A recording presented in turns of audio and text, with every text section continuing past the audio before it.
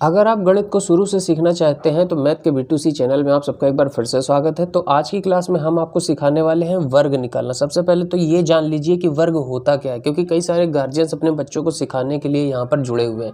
तो देखते हैं कि वर्ग होता क्या है। देखिए, किसी भी संख्या को जब हम 2 बार लिखकर गुणा कर देते हैं तो इसी को हम क्या बोलते हैं, वर्ग बोलते हैं। जैसे हम कह दें कि 9 का वर्ग निकालो, तो मतलब क्या है कि 9 को हम 2 बार लिख करके गुणा कर दें तो इसी को हम क्या बोलते हैं, वर्ग बोलते हैं। तो 9 का 9 बार गुणा करेंगे तो 9 नवैया कितना हो जाएगा, 81 हो जाएगा।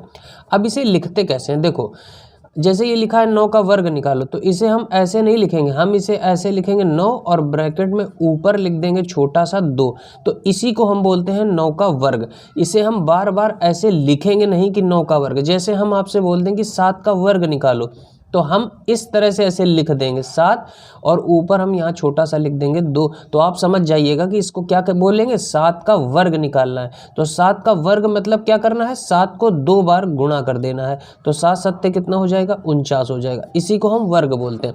अब एक इम्पॉर्टेंट बात है कि 1 से 20 तक के वर्ग आप सभी को याद होने चाहिए। याद आप कर लेंगे तो आपके लिए बहुत आसानी होगी आगे के कैलकुलेशन को करने में।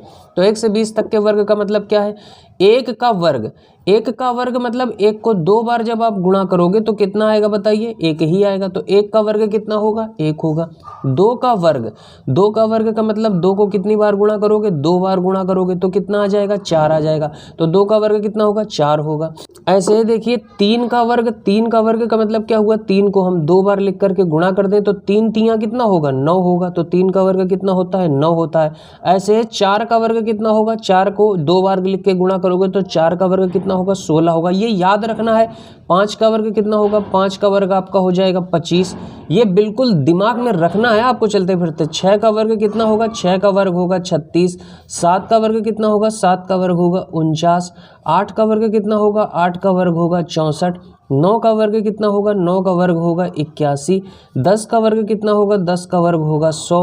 इसके बाद 11 का वर्ग कितना होगा, 11 का वर्ग होगा 121। 12 का वर्ग कितना होगा, 12 का वर्ग होगा 144। 13 का वर्ग कितना होगा, 13 का वर्ग होगा 169। 14 का वर्ग कितना होगा, 14 का वर्ग होगा 196।